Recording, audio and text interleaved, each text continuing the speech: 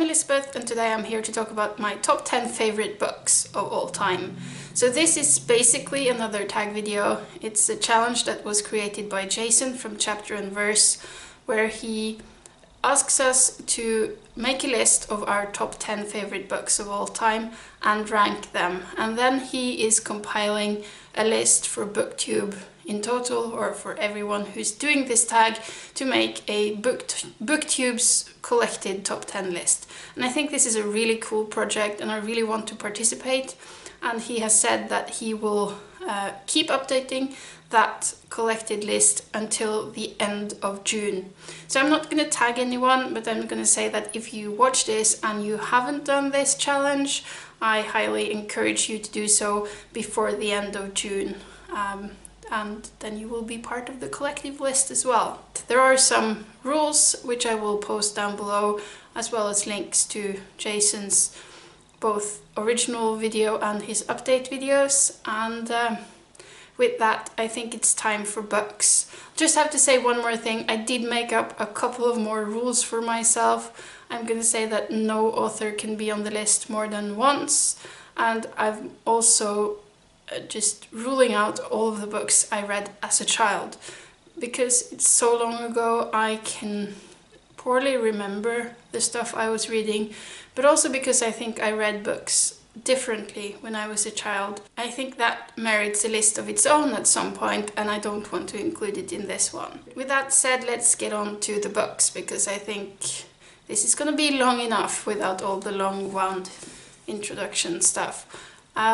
I'm going to start from the top, because if you've watched this channel for more than a minute, you'll probably know my topic already, so there's no point in building up to it. But my number one favorite book is The Golden Notebook by Doris Lessing. I just love this book. I've read it twice. The first time it completely blew my mind. The second time was last summer, and I still really loved it. There's also a very good preface in this edition that's also present in a lot of other editions, that Lessing herself wrote 10 years after the publication of this novel, and I think that is worth a read in itself. But this is an incredibly complex novel. It's built around a novel within the novel called Free Women, and then you have 4 notebooks surrounding that, making it this tapestry of thoughts and attempts at circling in something. It deals with themes of freedom, of feminism, of communism, and of writing. And as I said, I absolutely adore this book, and I'm gonna reread this many times more throughout my life. Coming in at number 2 is a book I don't think I've actually ever mentioned on this channel, and it's Wolfhall by Hilary Mantel. I don't read an awful lot of historical fiction, even though I do read a fair amount of history books, but I haven't read anything historical that can match this in scope, in just the pure detail and research, and that the research is just made such an integral part of the novel rather than feeling like info dumping. This is just a rich world building of Tudor England. We follow Thomas Cromwell, who was an advisor to King Henry VIII. He helped him get his divorce from his first wife, Catherine of Aragon, to be able to marry Anne Boleyn. And we follow him through the rise from fairly humble beginnings to being the most valued advisor of the king. This is part of a series. I think it's supposed to be a trilogy. By now there are 2 books out, Wolfhall and Bring Out the Bodies, which is equally magnificent. I love both of them, and I am, as many others, anticipating the 3rd one, even though I know it will break my heart, because Thomas Cromwell will die in the 3rd book. I mean, that's not the spoiler. He's an historical figure and he's been dead for hundreds of years. But yeah, I love this book, or this series rather, and it's my number 2 on the list. My number 3 will be Just Kids by Patti Smith. This is her memoir of coming to New York as a young woman, about finding friends, about finding herself as an artist. And I really love memoirs about artistic people, And this was my first meeting with Patti Smith. I've never really had any kind of relationship to her music because I'm not all that into music, to be honest. But I really loved her writing, and I really love stories about artists finding their way in life, I guess. And I also really love reading about New York. For some reason, I've never been there. I'm not sure I'm ever gonna get myself there because I'm terrified of flying. But I really love reading about New York, and the city is almost like a character in its own right in this book. And yeah, I adore it. I also really like Train, which is her second memoir from a later time in her life. But if I have to pick between them, I'm gonna stick with Just Kids. And then at number 4 is another New York novel. It's What I Loved by Siri Hustvedt, another author that I really enjoy the writing of. And What I Loved is my favorite book that I've read by her so far. It's set in New York in the 80s, I believe. It circles around people connected to the art scene, and it's all about family and about identity, and I just really like how Hustvedt explores these themes. And I think this is also, at least the second half of this book is also a very compelling story, and yeah, I love it. At number 5, I'm gonna put Mrs. Dalloway by Virginia Woolf.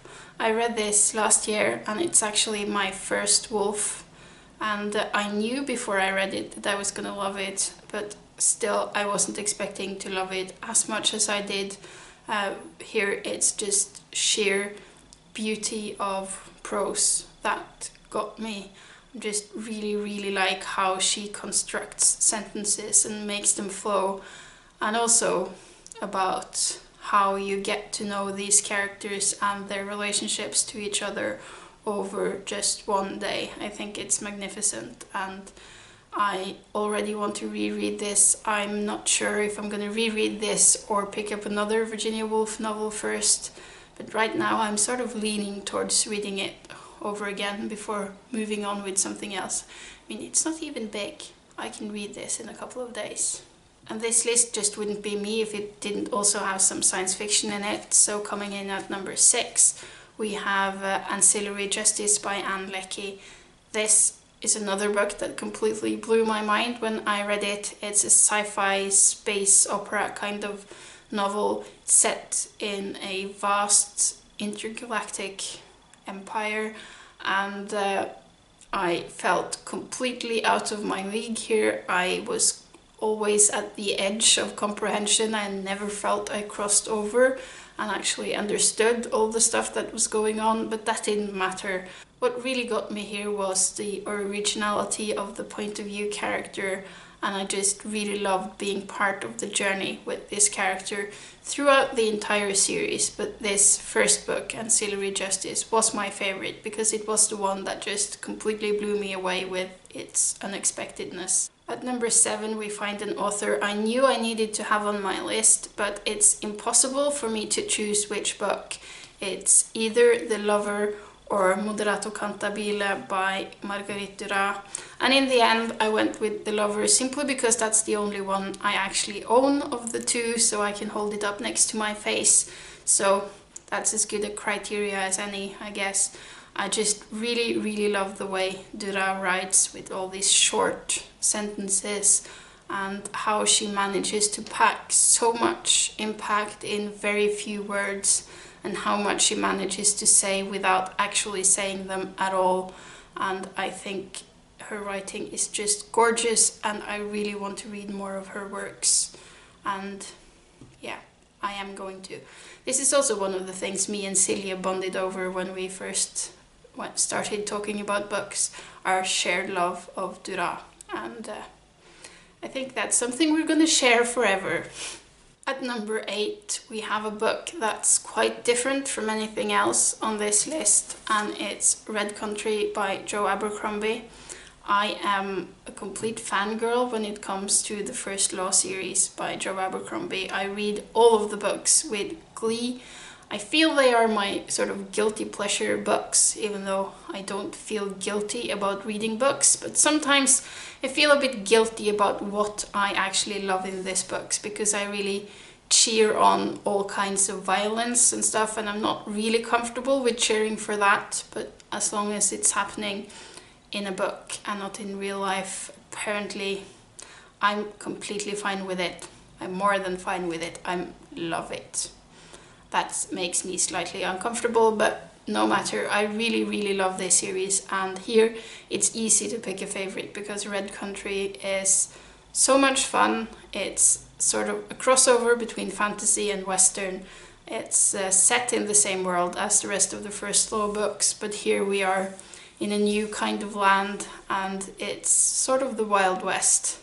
And we follow Shy South, which is a brilliant character, and a lot of people from previous books show up, and having read the previous books just makes it all the more fun to get some in-jokes that you won't get if you haven't read the others. But this is a standalone novel and can be read on its own, and I think it just might be my favorite fantasy book of all time, which is why it's on this list. And then at number 9, a book that deserves a place on this list simply because of the impact it had on my life, and it's Empires of the Word, Language History of the World by Nicholas Osler. This is a book about historical linguistics, looking into a lot of ancient languages, their history and their compositions. And to me, this was the book that opened my eyes for the field of linguistics as a whole. It started with historical linguistics, and it just moved on from there to encompass just all linguistics, I guess. But if I had to choose, I still say that historical linguistics is what is closest to my heart. But yeah, this kindled both my interest in linguistics and in the history of ancient Mesopotamia, and for that reason alone it deserves a place on this list. And then finally at number 10, I need to include Lord of the Rings, because this is my most reread book as an adult. I used to reread this once a year. My copies are well used, and I also have another edition in Norwegian translation, but this is the one I've most commonly read. I love these books. They were the ones that introduced me to fantasy reading as an adult.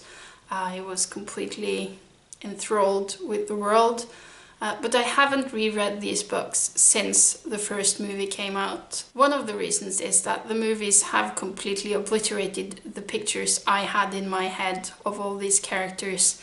They are now the actors who play them in the movies. It's impossible to read anything about Lord of the Rings without picturing the actors as the faces of the characters. And I feel a bit sad about that I can never read these books as I used to. And then the other reason is that my taste in fantasy has changed quite a bit since I was really reading this over and over again. And I'm afraid I won't love them as much, and that reading them again will ruin the experience for me, because I do prefer fantasy these days that are a lot murkier in the distinction between good and evil than these books are. But yeah, I have read them so many times, and they have been important to me in how I became the reader I was. So they need to be on this list, and they get the 10th spot. And so that were my top 10 books today. If you ask me again next week, there might be some other books on the list, or the books on this list might have swapped places. I mean, they did swap places quite a lot of times during me trying to compile this list.